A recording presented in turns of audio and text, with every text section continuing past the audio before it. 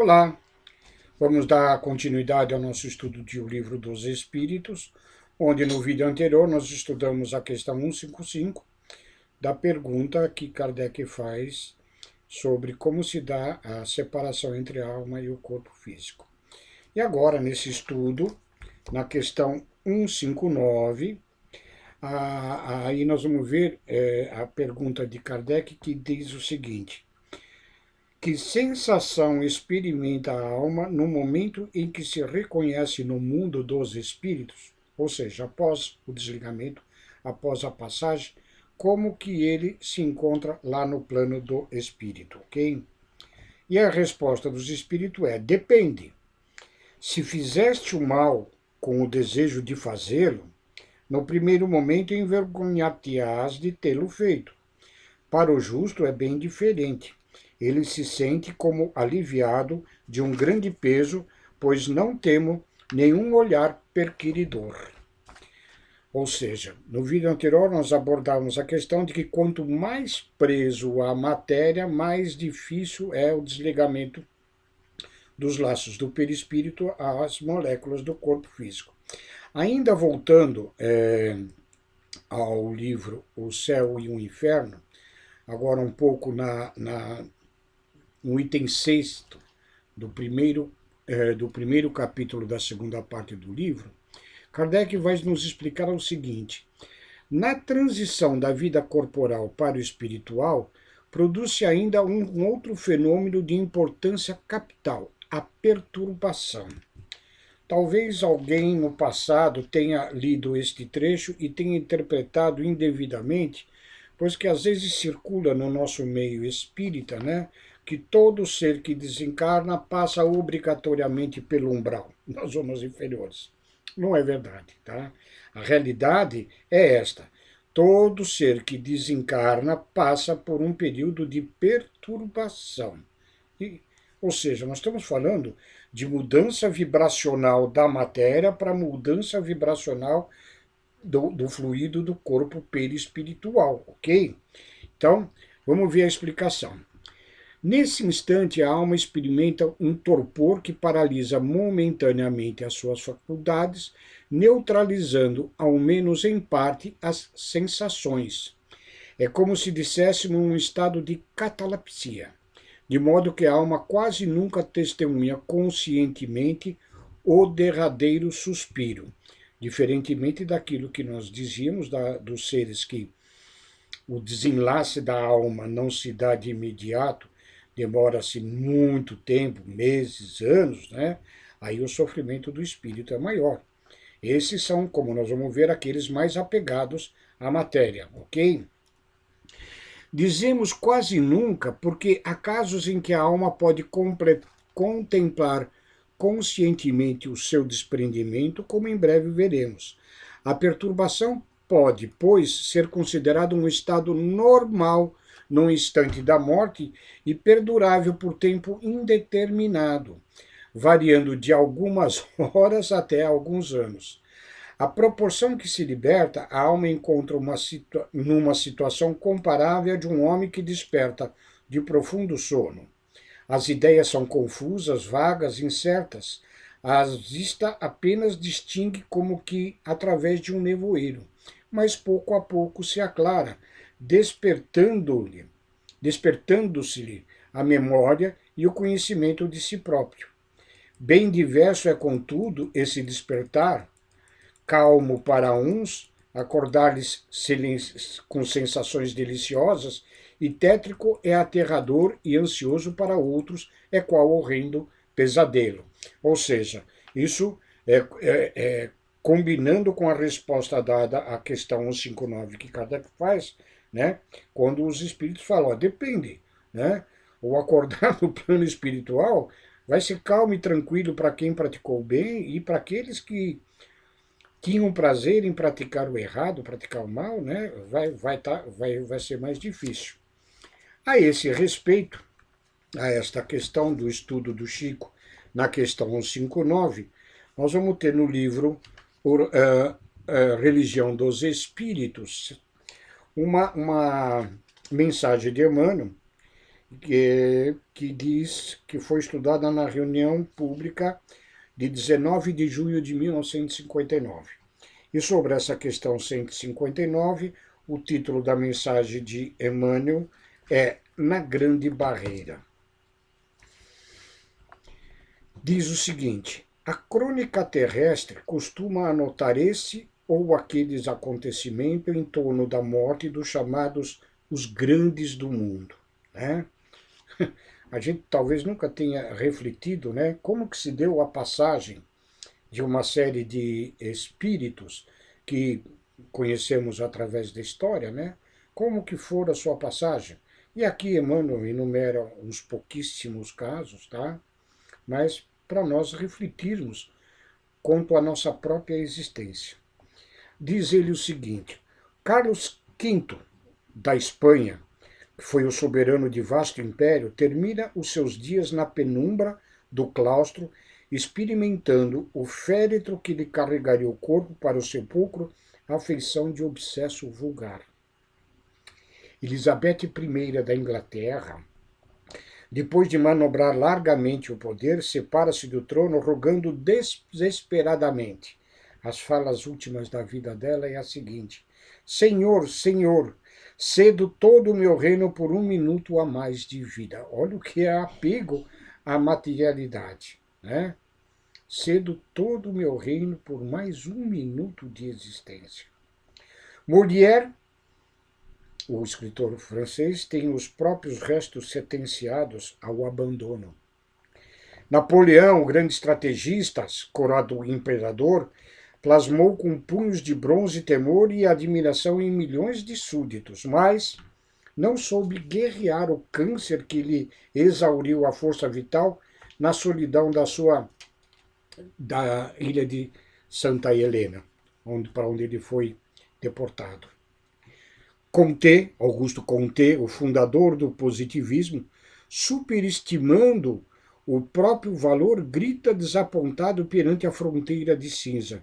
Que perda irreparável, né? Vaidade boa esta, né? O mundo vai me perder.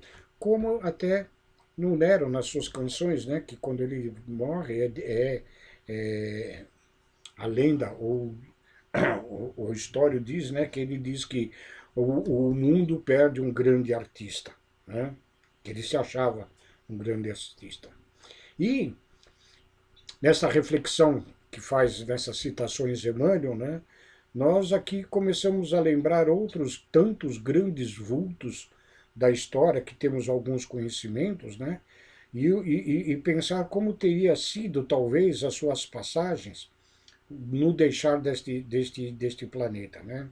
Aí nos lembramos e com profunda tristeza e pesar, apesar do que foi feito, né? Hitler, devemos orar por ele, pois que a sua condição de desencarne não deve ter sido muito simples, né?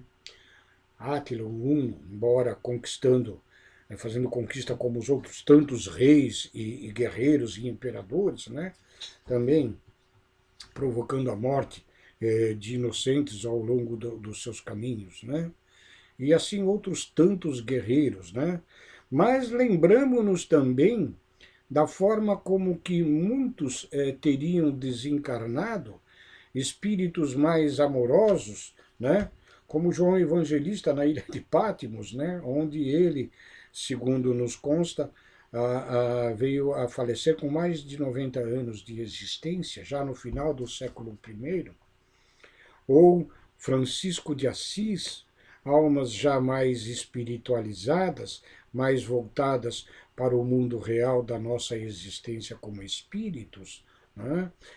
Lembramos-nos também aqui Mahatma Gandhi, que embora morto assassinado, muito possivelmente pela sua luta pelos direitos daquele povo da Índia, mas de uma forma pacífica, conduzindo muitos às reflexões contra as violências dos estados imperadores, né, que dominavam o globo terrestre naquela ocasião. E assim, se vamos nos referendar a todas essas personalidades, né, nós não teríamos aqui vídeo suficiente para fazermos todos os tipos de comparações e reflexões. Mas cabe, sim, neste momento, após estas reflexões que Emmanuel nos traz, nós nos voltarmos para nós mesmos, né? Não temos hoje a consciência do que foram os nossos passamentos em existências anteriores, mas sabemos que vamos ter o nosso passamento aqui, talvez brevemente ou talvez ainda ao longo de alguns anos, mas que possamos então nós refletirmos do estado nosso, da nossa existência, para como nós vamos nos abrir no plano espiritual após esse estado de perturbação. Então, na continuação, Emmanuel nos diz o seguinte: mas assim como os reis e os conquistadores, os filósofos e os artistas se despedem da autoridade e da fama, legiões de criaturas de todas as procedências e condições deixam a Terra todos os dias. Não só essas personalidades, todo mundo deixa a Terra todo dia. Despojadas dos empréstimos que lhe honorificavam a existência ante a grande libertação, guardam somente o resultado das próprias obras. Nem posses, nem latifúndios, nem títulos, nem privilégios, nem armas, nem medalhas, nem pena que fira, nem tribuna que amaldiçoe, nem depósitos bancários, nem caderneta de cheques na mortalha sem bolso. Ou seja, tudo isso que aqui na Terra está, na Terra fica, né?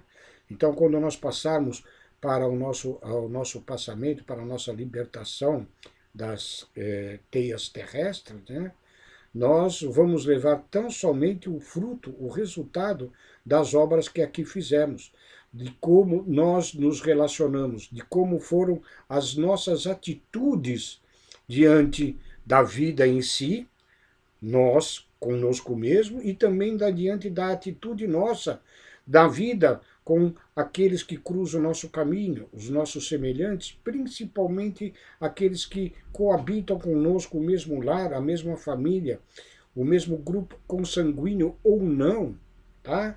Nas nossas relações de amizade, nas relações de trabalho, como que foram as nossas atitudes com cada um destes grupos. Isto é que vai nos dar o nosso currículo terrestre para o plano espiritual.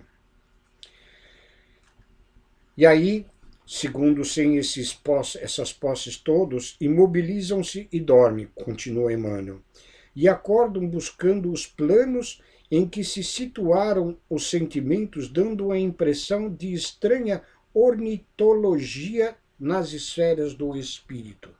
Aqui, Emmanuel se refere a uma estranha ornitologia na esfera espiritual. Ornitologia é o estudo aqui na Terra que se faz sobre as aves, mas a relação que ela tem, inclusive, com o meio ambiente que frequenta e as funções que elas exercem aqui na Terra. Ok? Essa é a ideia que Emmanuel quer nos dar, dando a impressão de estranha ornitologia nas esferas dos espíritos. E aí ele continua explicando. Almas nobres e heróicas renascem da letargia, quais pombos viandeiros remontando a glória do firmamento. Então ele compara as almas nobres como aves, pombos, que retornam à glória dos céus. Corações dedicados à virtude e à beleza recobram a atividade como andorinhas sequiosas da primavera, né? Sedentas das flores, da estação amena, da estação agradável. Os preguiçosos despertam, copiando o insulamento das corujas que se aninham na escuridão. Ou seja, os preguiçosos vão estar no mundo espiritual se escondendo, se aninhando na escuridão e muitas vezes na escuridão das próprias trevas, ok? Viciados e malfeitores, diversos ressurgem à maneira de abutres, espalhando entre os homens os germes da peste. Vejam a gravidade da situação de todos nós quando nós nos entregamos a vícios de quaisquer espécies ou a marginalidades que muitas vezes nós nos entregamos. Faladores impenitentes reaparecem de praça em praça a repetirem solenemente conceitos que lhe vibravam na pregação sem obras, lembrando a gritaria inconsequente do bem-te-vi. Ou seja, aqueles que falam, e mesmo às vezes em muitas escolas religiosas, né? E mesmo no nosso meio, muitas vezes falam, estudam e proliferam, ou proferem discursos maravilhosos, mas que sem a base das obras, da realização daquilo que eles apregoam, do que ensina, né? É como o piu-piu do bem-te-vi sem efeito nenhum. Homicidas e suicidas, semelhantes a marrecos desavisados, reabrem os olhos nos abismos serpentários a que se arrojam por gosto. Todos aqueles a que citávamos, né, que praticam mal pelo mal, e com a gravidade de saberem que estão fazendo mal, que estão fazendo errado e sabe qual é o certo. E aí, o aviso final de Emmanuel. Não te esqueças assim de que terás também a boca hirta, endurecida, e as mãos enregeladas na grande noite, e acende desde agora a luz do bem constante na rota de teus dias, para que a sombra imensa te não furte ao olhar a visão das estrelas. Veja que tanto na lição anterior, no vídeo anterior, na questão 155, na mensagem de Emmanuel, e nesta aqui, pertinente à questão 159 de O Livro dos Espíritos, né? A elucidação de Emmanuel que nos dá para o nosso bem viver, para bem morrer e a abrirmos os nossos olhos na espiritualidade é a prática do bem. Leiamos mais uma vez esse trecho. Não te esqueças assim de que terás também a boca hirta e as mãos enregeladas na grande noite, que é o passamento. E acende desde agora a luz do bem constante na rota de teus dias, para que a sombra imensa te não furte o olhar à visão das estrelas.